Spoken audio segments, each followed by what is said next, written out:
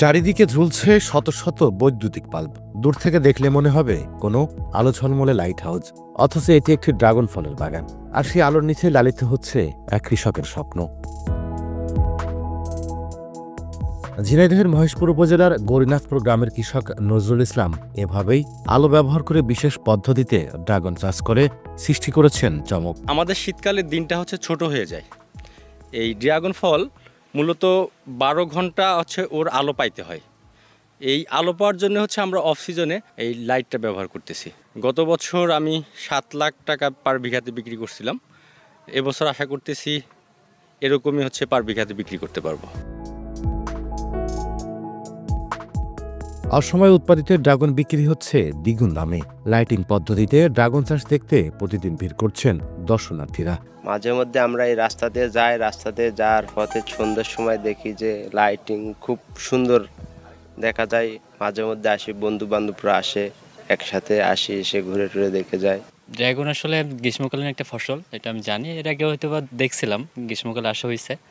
কিন্তু প্রথম আমি শুনছিলাম যে আমার ফ্রেন্ডের থ্রুতে যে লাইটিং পদ্ধতির মাধ্যমে আসলে ড্রাগন অনেক ফুল আছে, ফল আছে, একটা গ্রীষ্মকালীন ফল, এটা দেখতেই তো আসলে ভালো লাগে।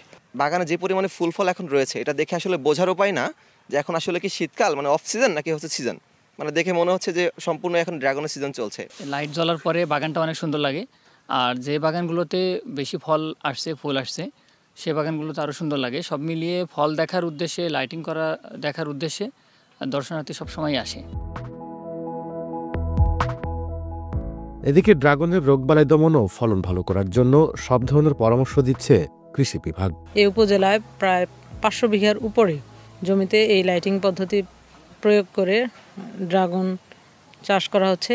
এর ফলে যেমন যে আমরা শীতকালে যেমন ফলের অনেক অভাব থাকে, তাছাড়া যে এই সময় যে ড্রাগন ফলগুলো পাওয়া যায় তা সেগুলোর সাইজও যেরকম ভালো হয় এবং পুষ্টিগুণও ভালো থাকে, বিধায় ক্রেতার নিকট অনেক চাহিদা থাকে এবং কৃষকগণ এই পদ্ধতি প্রয়োগ করে লাভবান হচ্ছেন। তবে ড্রাগন চাষ করতে গেলে এতে বেশ কিছু রোগবালাই দেখা যায়। সে বিষয়ে কৃষকদের কৃষি বিভাগ সার্বিকভাবে পরামর্শ দিয়ে আসছে।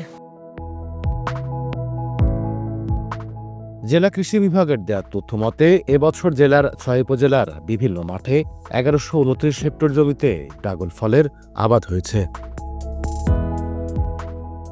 লোটাস রহমান সোহাগ, সময় সংবাদ, ঝিনাইদহ।